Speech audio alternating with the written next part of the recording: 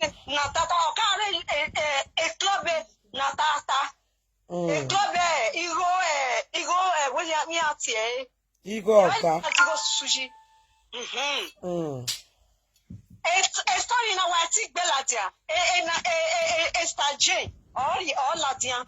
Anyway, I'm na ejudu lodo. Then natata one natata ladia. So Z. One ladia because he was the first person that got to Natata house in UK. Yes, but with men no. So we can't meet Felicia. We can't meet Noga Italy. Meeting Felicia. I was a friend to people that see Felicia meeting. You understand? I was very distant Member to Felicia. Distance of Susu, okay. Yes.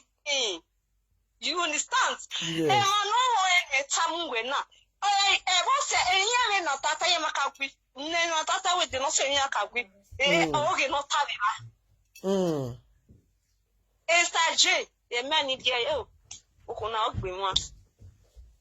Also, another meeting. He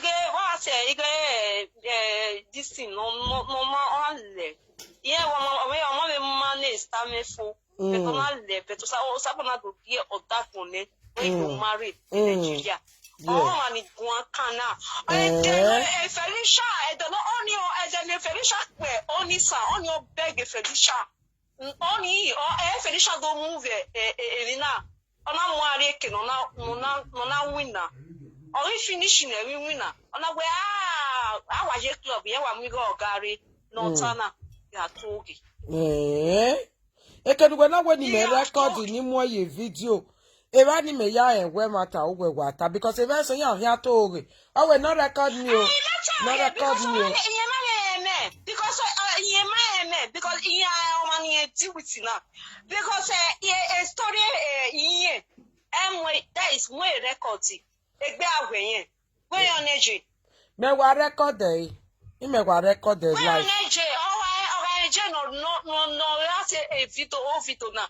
Yeah, I was send the video no active water for me. Yeah, said the Google. You understand it? Yes. Oh, was shock. Beggy. The girl the story. All those things in it. No, Yatamane, Yatamane. It was 3 years ago. I've never exposed it. Then Jacques Begway, but also you may look back with the lorry Benegway now. I'm talking now. What I go? Oh, well, what it's not what to be done now. I'm aware. Yeah, a story, a station, and best story where. And I worry in a Tataladia. What was a Julio dog or Mueladia? A palafio Mueladia. You have with Julio John Ladia, and I do at a doctor's woman. Tala when again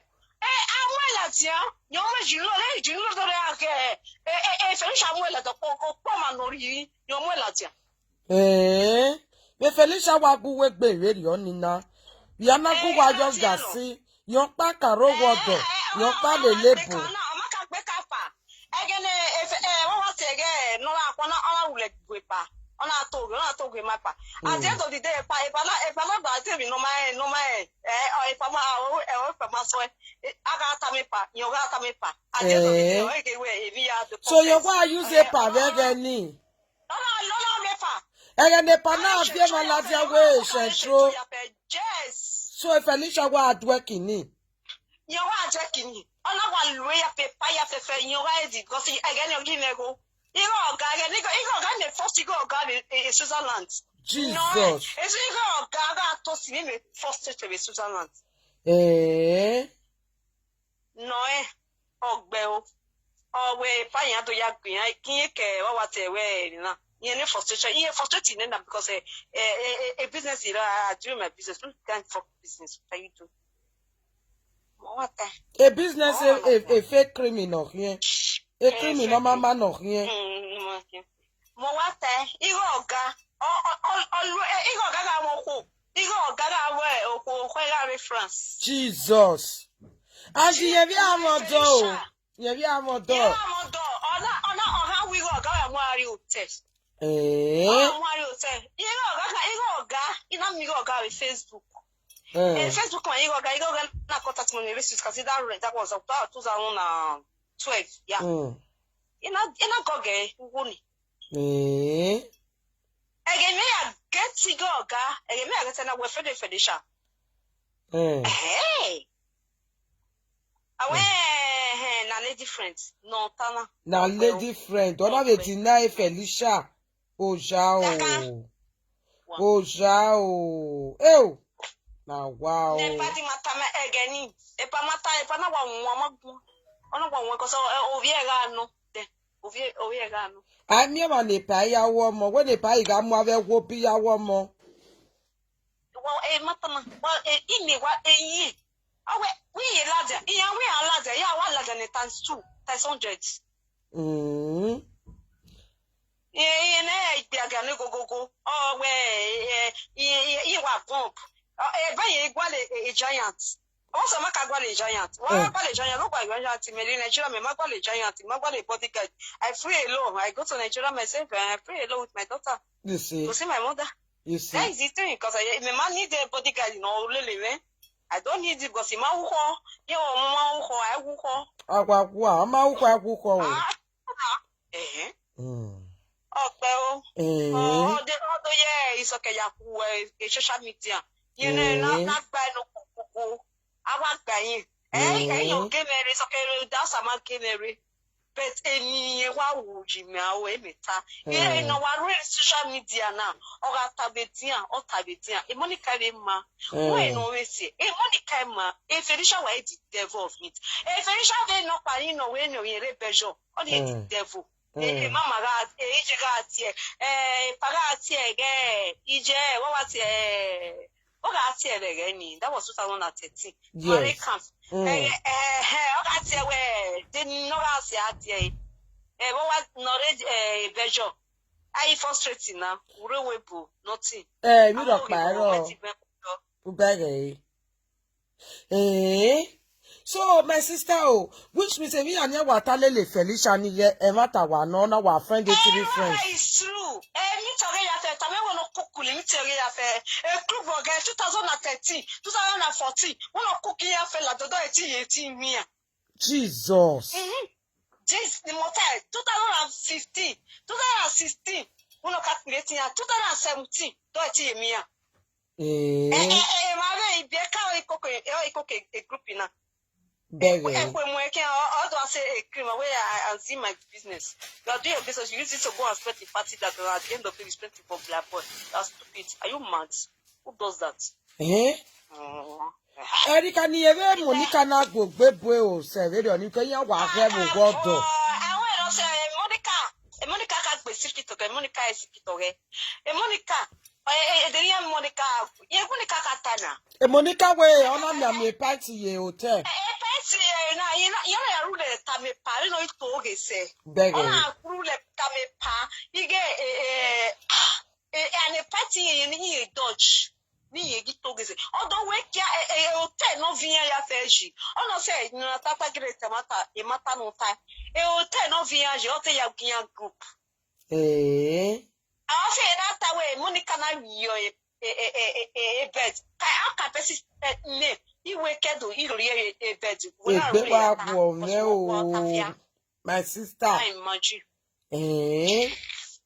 Mabaya e laughing now. Anybody no wivo. Osa lobo must to expose. Almost to expose. Because Felicia kwali keke Felicia. Because Felicia no de jealousy no. No de nice or he acts. He but the attitude is bad. Oma nice. We matter bana we Felicia o si pa ya che boni ma vege ni. Ta we ono na centrono. Ona centrono. Ogeva Felicia. Ogeva ologe. Na ogeva wa tawedia. Oga tawe e pa no e pa me spirit. E pa me spirit. Ene se pa wa so wa u gba fo. Nothing. You record the wedding. Opane. But what record the name? You got that. What time you Felicia my way? When what was you go when you go team? You go on my to God to it. So you go back up your ammo. France, you got a meva, you know, I must set on the Runa. Here's your work, Eh? Oh, do you drink out? Oh, you wear enemy, he had enemy, what's an he had the cow. Bad people. Eh, Jenny, and then a Jenny walk a London. Oh, hey, opportunity, I walk out whatever, and I get one more say, you are that you go, yeah, talking, near Felicia. No, you have the boy, my sister. Eh? But I am a views about the back way. Where back bona, Eva need to okay back bona.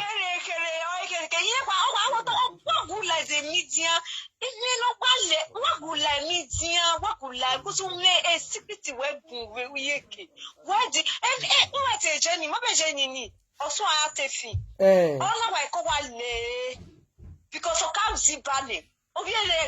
Because of the you don't want to go to first or marry if it's your husband. We're not tough, you know what? Felicia got told Lele Yakia. If Felicia was no more Facebook in area. Felicia well la wa.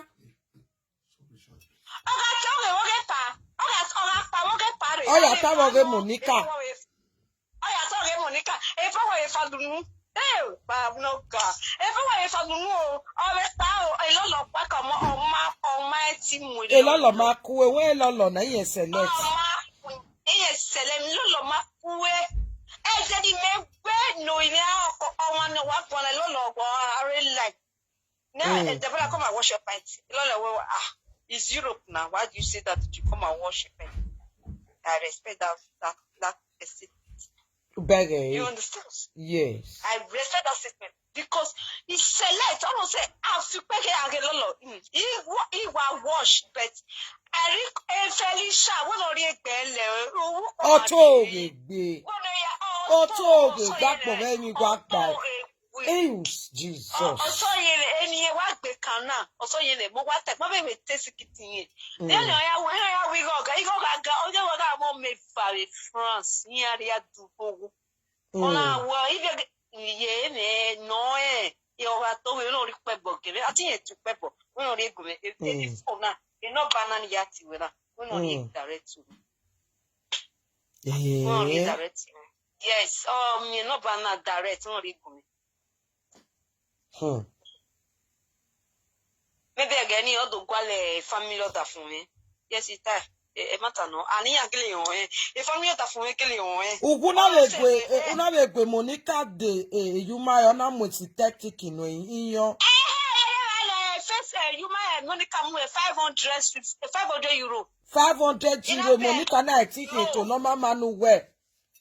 Tell me Monica na. You ti gbunu jo. Omo no introduce me. Omo introduce when Ave esuma traffic ya fe Monica yawe o say. Iya ya no ewo we traffic ege ni pa na afiyan la je Monica na afiyan le. Eni.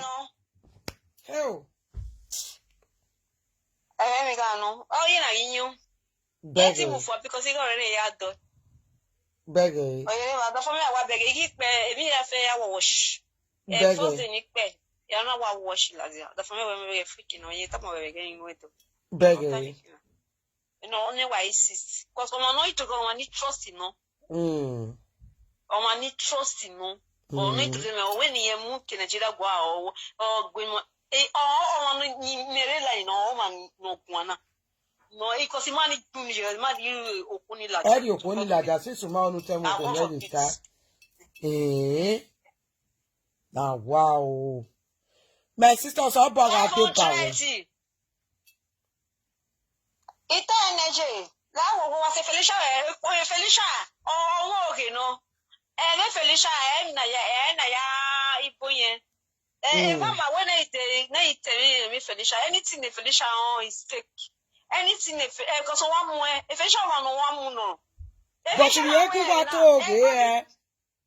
And yeah, piano. The family, where I'm a family na yoga ya beat. Yeah. Felicia hina. Yeah, it is like that.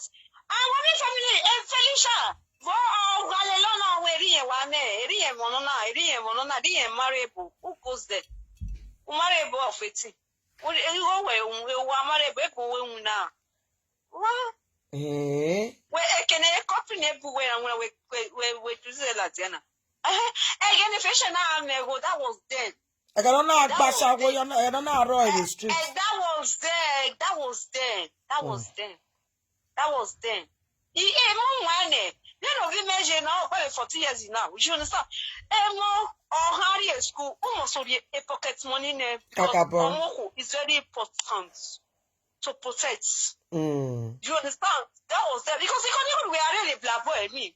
Who can calculate no wedding? Yes. That is me. You are right. That is me. Who can calculate no wedding we're wicked because native of me where all school a 1 week in a know in a 1 week. It drop a winter boom, me a party winner. Or 1 week on her summer DJ.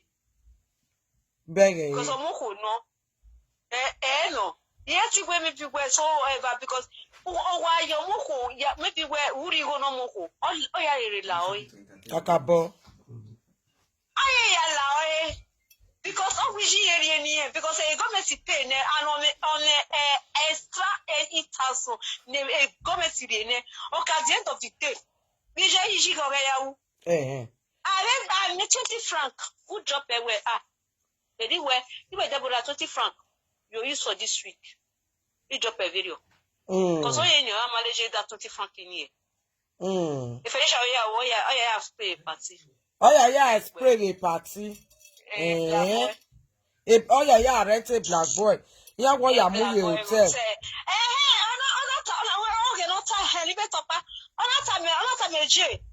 Jane no here at a fina. Or we are more 10, only okay, no more banny. Felicia. Or we are a total show one. Or we are red hotel, and your red hotel. Here to be a red hotel. And I don't want to throw word for that thing. Yes. And it was true. Do you understand? Okay, it was a proggy place. A Torino. It was a proggy place. Yes. Here, Malake, Manike, UK, Malake. A jet to boy, because you are rent hotel. I know if I'm where you are talking. So I don't leave her there. Vinyati ege ogberanki. Okpaya yawe le ogberanki. That was there. Imani because 2000 I don't know that one because no matter. Because again na beje kia. Ya fe no la party ore ya fe ogbiyan. You understand? Jay was my that is mana after the susune Jay who said Imani mention no reference you ain't money pa. You understand? You only getting a pa and I feel women no because I didn't think because me that in Nigeria because I mean no ni wuji me o. Iye na la fi get ije Imani be kunujo na be mu eni elatiana. Only na feel we mo mu eni e pa. Ina we mo mu eni pa. Because a matani atana wa. Which de pa no hivo de pa no mo enana. Honest pa Mofi. Okay, other way human trafficking no. Oh, no soon. That was 2 years ago. Yes. Pa Mofi mulatia. Yes. So ije nati that is a commoda girl. Because you man that you understand? Yes, I don't feel where no because no pani or Nigeria that first time or Nigeria now where was so iman me that for me you know where deliver no ni because man here they pay okay you know where deliver in now Mama get until that female. No more that female like we on our fall in love in it. May not do him. And all women, meti or women. Now, what? He must open 24 bits. You understand? Yeah. Say what I need not to solve. Yeah. Only solve. You not in Nigeria. Anywhere in Rimina, you want stop in it. Eh. Yeah, yes. Mema, that is me to this also me idea. I know all you call it or that thing. You understand? You know, mema, yeah, no woman. Let me for two. If I am matana, if I are like, oh, me mitana, itame pa. Oh, man, it can't. I don't too much because the matana is already so. So, you know, we might, and a group, a Felicia, you know, we might get all the if fall in love with you. Okay, now what I would do, in a block and not doing it, or women, or what. That was the first time he went a family order for me. Do you understand? I hear you, my sister. It is so what, after some months, I'm well Latin, Papa well Latin. Power ni kwa kana. Awi wa da. Iji ati me aw, multi jian. Ina wa. Aw, what for na ti me. Awe. Amo man woman gwege median. Na wore median. Iya mo Latin. E ba e mo fi mo Latin. Awa, okay. May I wash? You know the wash. Yeah, it was a call it. You know it's Imani ve Tunisian or Italy. Or say car no veganete. You know, see, in a way, lavo, why you pa, a median or muladiana, no room move. It was Felicia. Felicia wa muevo ya je pa vegani. E permanently to gbe with social media now. Tai. Esta Messi, ije me no no ite marry. I await dedication a marriage against Felicia no go wa no go te. Jesus, Felicia wa here. Felicia, what say Julie lot of now few give me no. Now me. Yeah, what gunia. You know what we tell Lilia when you feel what me. There was certain matter in Nigeria. Yeah, mo tie. Me. When I settle in Nigeria, and it's time I close and close. That is me. I sit me. Magwalo because first time in I yeah nothing. Because Imagwalo. If Felicia, or while on a panagua go. And that's a perfect. A perfect. Now, give me Niger. Me. Tame pa no drop a video ne perfect. Ne perfect. Ina we perfect la wo. E video ni tame pa no drop e. Ina do take pa ne pa la wo. Me beta tie beta ma gui. Because on te die again ni no siezo. You understand it? Me move for neve o wa me ke tie ade in Switzerland. Me gi roni. Me. Imama no ite pe mo ni. Go because hotel ya bien. Do you understand? He may, amen. And you know the name, Mama, I'm aware. Amen. Oh, we tell where one in the no way. I'm aware. And I know, you know, where if I'm not at it today, one if I'm not. You know, in a fire, if I see money was sitting in a fire, if I don't top a say not to a not to love because I say was as the friend of that girl before. If we Felicia, if I come a friend of Felicia now. Imai Okay. Yes, Okay, Domane, if I come friend in Wega Ataba. Only Messi. Messi. France. Okay. Yes, you know me, as girlfriend. Yes, you know, yeah. Because only mate because only on her way when you near. On the way, yes, in Switzerland because of Castle you want me. Do you understand the name? The very nice name. And Matani said, then was it Messi? That's a say, if I know I wait to 50 card in maybe 50 card in who goes there. I beg you. Our room did that thing. My motai, our no time, our rototo, a pound, no time. One a pie matana. And anytime on Paris, Metana, near where we went, yeah, they're any. One a pa. If Felicia ya tell me, beg you. Felicia walking on Betsy. I want Betsy while I let me talk about Bego. Ona bele ni wo. Dem no ma gbe wo ni le. Ona gun tobo. Amo wa mi wa mu re. Ori mi go han we marriage na we.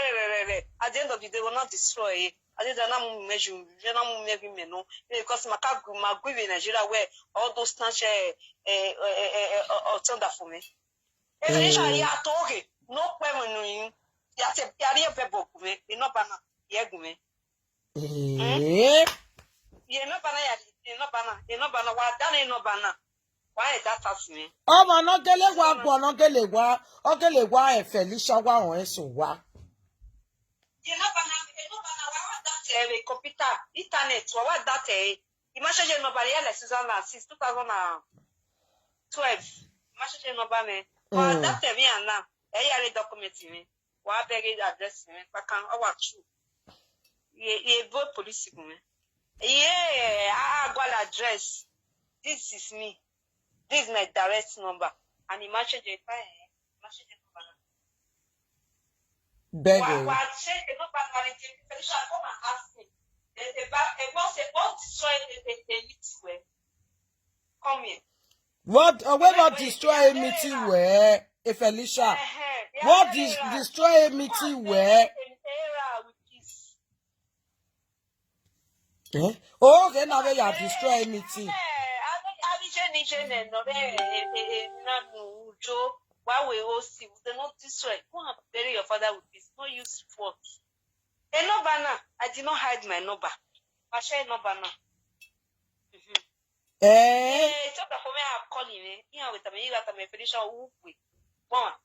Really. Again, Monica na bue. Ona bera. Ona ira no rei. Ona bera na muje baridi. Ona muera. Ona lenye de. The kishi. Una mwe bogbe ma unwe Monica. At the end of the day, are you not ashamed of yourself?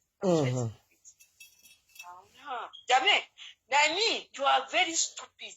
Ya me, mo wa tai. E mama tene gwe mawe. Ya love ye. Who enekwe? Who wa love ye say tranquil. Anything. Who wa koke gwe, we ha gbomejena. Omanoka dijime. Ege osime, adagbime. Omano da fime. Me ga bege, me no so yimi. Aso yimi weti, a leti we, e me fi. Omano dijime.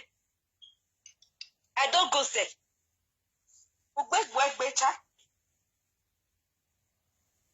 Gwegun Felicia o kan gbe. Ona wa gbije.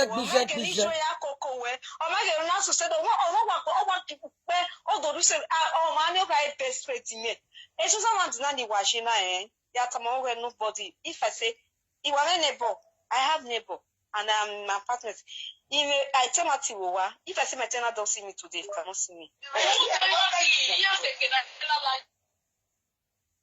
Hello, Yanuta.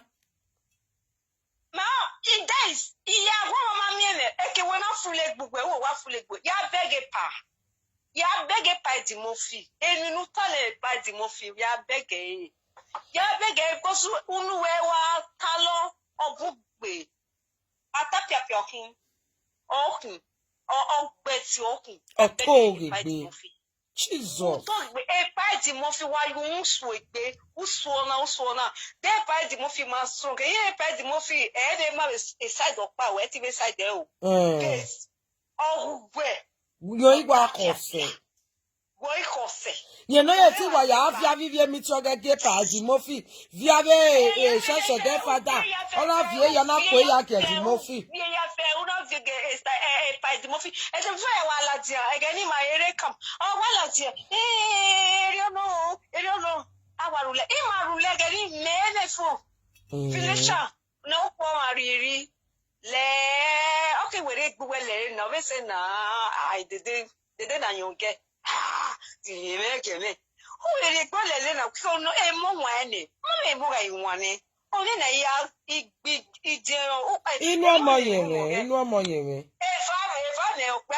okay. No, you understand? Only very soon, anyway, we can't to win now.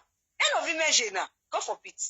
I cannot try that nonsense. E Felicia wa ki gbogbo wa lele ya wa toge lele ya pia. Lefe wa no, iti ya tie boni ya. Ora tavezi odo adina, ai tie boni gboe udemo. Ai tie bo. Ya wate, me mabe me wata le, na say na we am we speaker. And me wata na, uwa wo he no. Ye bebo gumi. Bege le no mo ya gun ae. Ye bebo gumi ya ve uve. O mo again we je ni na. De wa wate ge stala na ikpe na go. Na la die, wo na la die. Bege. Ege no na ga best friend of the social media president. No ya toge ma. Eje ya neje ota. Eje anu o grotata akare ginotata la die, ko ri grotata la die. Ya no imeta mu pe na. We awo ge no. No ba na yeme. What yeme? Susan na di you. What that number me na. What beg address me. Na me have a gwal address. You gwal address we then at pese mamio. No ba na what gwal address me na. We the president. That is Switzerland. Any UK live, a Rima live, man. No people na.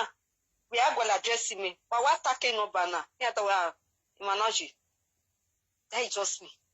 Ima de mi o say that is my WhatsApp.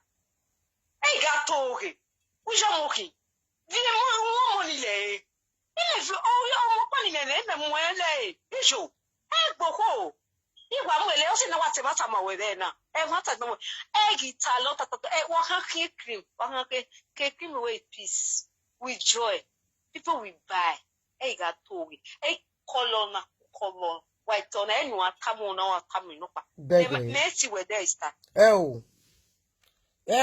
Because what beg matter na we e Felicia to oge yon zakeya. Ona e quote me when ni la ni record e. Ni la ni record e. Eduka mama na wa. E ke no wana na ta we yan agua ni record yin which means e matter o yata. You understand? You understand? I got bere. Well, bere is so good. You cannot, if you don't belong, don't jump there. If you cannot belong and don't jump there, that's life. You cannot belong to a situation that don't go there. Just do your thing. And just peace.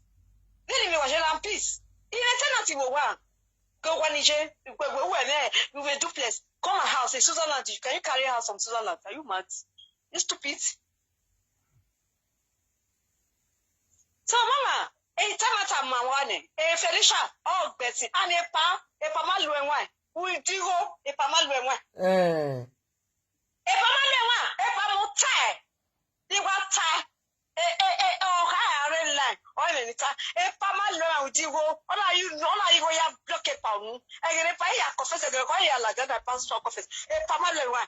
Right now, me we be Felicia gi doki ogie pa because a pa muta you dem atane. E Monica we Felicia ye na doki ogie pa because ya we ya gbeti no re social media. What's the name na day against the pa e pa ya avie ma ya la dia tie bone ma. Right now, me we banana e Felicia gi ogie pa. Ma bege. You fucking affair, you right, of it. Ubege. At the end of the on information, power like the oh, you find it, your man. If I'm more tired. Oh, you pardon it, your man. More tired. Papa again, no be where she. More tired. Oh, why you pardon it, your man? Again, now you funny, oh, this lady. If I want la jowa, oh, why shouting again? Again, where? The okay, not soon. What more than when we la dia? A woman a cagua Johnny. Do you understand me? A woman at my own. Oh, yeah, well, dia. Oh, nice. What about where I'll give you cards? Oh, while I jump by. Okay, now, give no landing. Oh, beggar. More time when they give time with Felicia. Where if I meet it, because I'm okay. But I'm not time, a part changing name. A party change a Felicia may do you pa because I give me a cane I told in my pa. Oh, what am I pa? I 50 cards. The 50 cards, the must be our shopping no more. Whoa, no matter the way I will talk. Next we know imagine, go for beats. where 50 kazi. Where ya send the go ya kazi be wa ho. Umina e fala egbi elamoki. Now where Felicia Monica we was it this. Monica oya we kwiwo. Ebela wo ho. Wa mata na yuto. E Felicia ga pe Felicia na gbela wa. Oh no close oge Felicia. Oh Monica we junu etania. Oh we Monica we pay Felicia. Oh we pay Felicia. Oh we pay Felicia. Pay Felicia. One Monica pay Felicia. We just forget. We pay Felicia. Felicia was a Felicia one no. Because in your format only no ya pay Felicia. Because Felicia or I call again a matter na set. Oma call it by bit time.